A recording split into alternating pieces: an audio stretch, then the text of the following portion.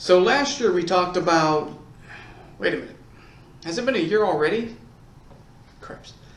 Okay, as I was saying, last year we talked about Takayama Ukon Shigetomo, because December is all Christmassy and stuff. So maybe I'll make this a regular thing, and I'll talk about something Christian every December.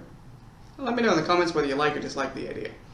But for now, I'm going to go ahead and talk about an event firmly rooted in Japanese Christianity. The San Felipe incident of 1596, and the subsequent incident of the 26 Martyrs.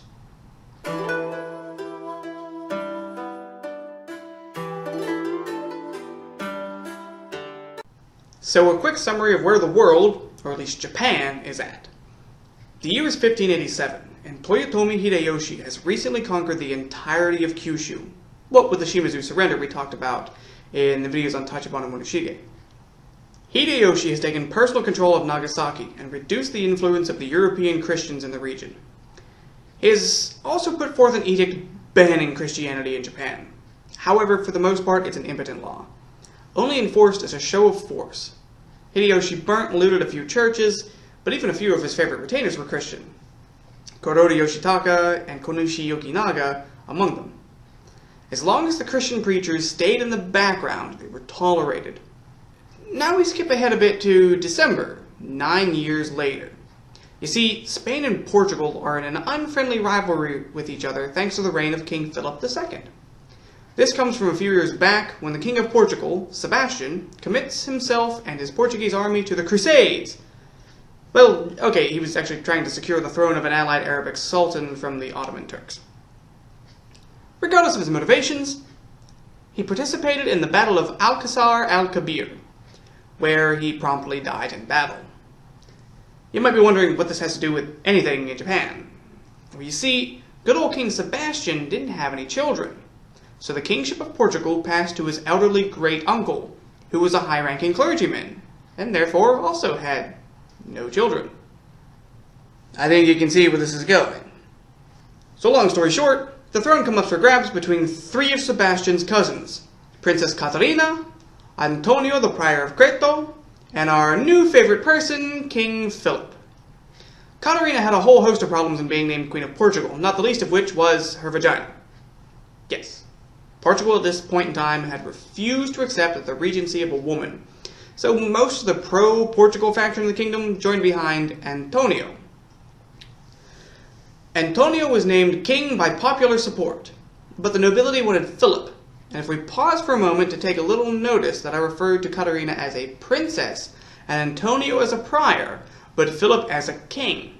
Well, that's because he was already king of Spain, king of Naples, king of Sicily, a duke of Milan, and owned much of the Netherlands. He'd even been king of England and Ireland for a 4-year period while married to Queen Mary I, which ended upon her death. So as one might expect, Philip had a lot more resources to pull into the war with Antonio. The climactic battle between the two heirs occurred near the city of Lisbon at Alcântara in Portugal. Antonio had an army consisting of mostly peasant conscripts and volunteers, and a few thousand African slaves that he promised freedom to in exchange for fighting for him. Philip's army numbered about 40,000. The Battle of Alcântara itself was said to be about 15,000 of Philip's troops against less than 9,000 of Antonio's, about half of which are said to have died in the battle. Philip's side took less than 1,000 casualties. Now, I told you that story to tell you this important thing. The Portuguese and the Spanish really did not like each other. The Portuguese wanted independence, and the Spanish owned them. Now, the Portuguese faction of the Christian missionaries in Japan were members of the Society of Jesus, and the Spanish contingent of missionaries were mostly comprised of the Friars of St. Francis, the Jesuits, and the Franciscans. So let's come back to the point at hand. December 1596. A Spanish galleon carrying a large amount of cargo from Manila was planning to sail to Acapulco in Mexico. Needless to say, it didn't arrive. It crash-landed in Urado Bay, Tosa Province, during a storm. Now, from what I've read, the Lord of Tosa reported the incident to Hideyoshi, and apparently Hideyoshi ordered the ship broken up and the goods divvied up to his loyalists, including the finder, the Lord of Tosa. Apparently the captain of the ship went to the capital to beseech Hideyoshi to rescind his permission to ransack the guy's ship. This is where things between Portugal and Spain get a little hairy. You see, the captain supposedly suggested that messing with his ship was a bad idea, because the Empire of Spain was large, powerful, and may even come to Japan to conquer it in retaliation for messing with his ship. He also talked about how part of Spain's plans for conquering the world was to start by sending missionaries, the Franciscans, to Christianize the local populace, just like they'd done to the nearby Philippines. Oh, did I mention they even named the place after the Spanish king, Philip? Yeah, the Jesuits were apparently pretty quick to slander the Franciscans and try to blame them for everything. Apparently that was more than enough for Hideyoshi. He doubled down on his Christian ban by burning a few more churches and also by gathering up a sizable sum of Christians. Namely, 6 Franciscan missionaries, 4 Spaniards, 1 Mexican, and 1 Indian, 3 Japanese-born Jesuits, and 17 Japanese Christians associated with the churches. He had these 26 people crucified. Yeah, let that sink in for a moment. The 26 Christians were strung up on crosses and then stabbed with spears and left to die. It was certainly a turning point in Christian, and to an extent European, relations with Japan. The San Felipe incident, and the incident of the 26 Japanese crucifixions, often referred to in Catholic lore as the 26 Japanese Martyrs, set up the eventual expulsion of Christians from Japan by the Tokugawa regime.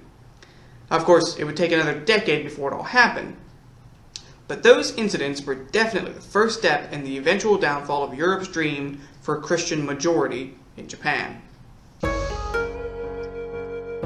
So let me know if you like this whole idea of Christian Samurai Gaiden every December. We could do things like Maxashiro, maybe Francis Xavier, Miki Paolo, Kuroro Josue, Arima. Well, there's quite a few things we could cover. If you're interested in last December's video about Takayama Ukan, you can find it in the playlist on the top of the screen. Or if you just want last month's video about Yamada Nagamasa, you can click on the bottom of the screen over here. And always feel free to leave a comment and subscribe for more from Samurai